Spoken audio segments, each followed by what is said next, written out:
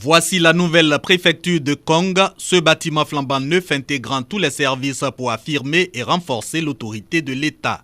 Comme ici à Kong, les préfectures de Bouna, Gbeleban et Taï sont dotées de nouveaux locaux, idem pour les sous-préfectures de Yébounois, Pouebo, Baneu, Kaadé, Bapleu et Pé.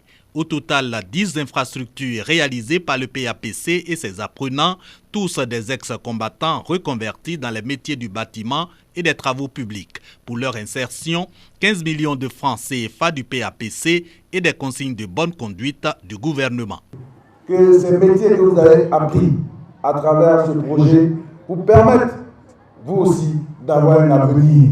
Mais restez concentrés sur cette voie. Et c'est le vœu du président Ouattara. Quand il travaille, c'est pour que la Côte d'Ivoire s'enrichisse et que cette répartition de richesses puisse vous toucher. Pour remettre les clés des 10 nouvelles bâtisses à leurs bénéficiaires, le Premier ministre avait à ses côtés, outre le ministre d'État Ahmed Bakayoko, le ministre des Affaires présidentielles Téné Birahima Ouattara. Daniel Kablan-Duncan salue les acquis du PAPC et plaide pour une rallonge de ce programme.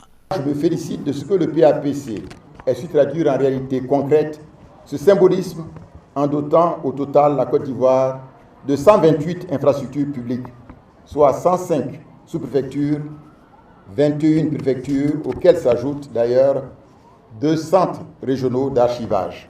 Malheureusement, oui malheureusement, la cérémonie de ce jour marque la fin du financement du projet PAPC. Mais nous avons bon espoir que très rapidement, suite à la requête du gouvernement dans ce sens soumise à la Banque mondiale, un nouveau financement sera mis en place. Le programme d'assistance post-crise, en abrégé PAPC, financé par la Banque mondiale, a duré 8 ans. 8 ans d'accompagnement de la sortie de crise et d'action de développement sur toute l'étendue du territoire ivoirien.